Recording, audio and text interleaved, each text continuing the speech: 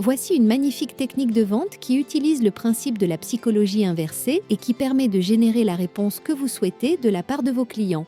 Pour celles et ceux qui ne sont pas familiers avec la technique de la psychologie inversée, voici une petite explication. Lorsqu'un individu s'aperçoit qu'on essaye de le convaincre, eh bien, il met en place un mécanisme de défense qui consiste à faire le contraire de ce qu'on lui demande de faire.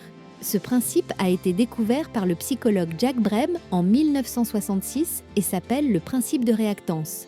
Dès lors, pour obtenir quelque chose, eh bien, il faut parfois demander le contraire de ce que l'on souhaite. Par exemple, si je vous dis « Ne pensez pas à une bonne glace », qu'allez-vous faire? Vous n'avez pas pu vous en empêcher.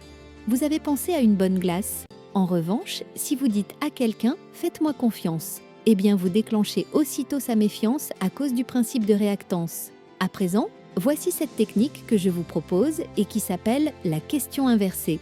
Vous savez, dans toutes les écoles de vente ou de formation à la vente, on encourage les vendeurs à s'exprimer de manière positive en toutes circonstances. On explique partout que le cerveau ne comprend pas le négatif et que, par exemple, si je vous dis « ne pensez pas à la tour Eiffel », eh bien vous pensez à la tour Eiffel parce que le cerveau n'est pas capable de visualiser une négation.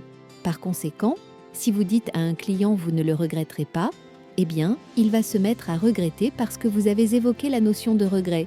Autre exemple, le prospect vous demande un service et vous lui répondez pas de problème et donc vous activez le mot problème dans son cerveau et du coup le client se met à douter.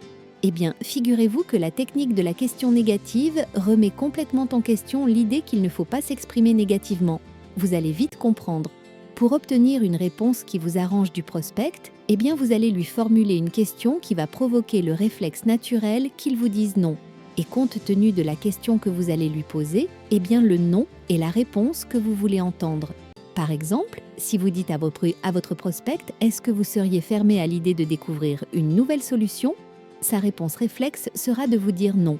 Ou encore « Est-ce que vous seriez contre le fait d'assister à une présentation ou démonstration ?» Il vous répondra certainement non. Ou encore « Est-ce que vous seriez hostile à l'idée que je vienne vous voir dans vos locaux pour vous présenter notre nouvelle gamme de produits ?» Non, passez la semaine prochaine. Le non est un réflexe. Regardez les enfants, les ados, vouloir proposer quelque chose, le premier réflexe, c'est de dire non.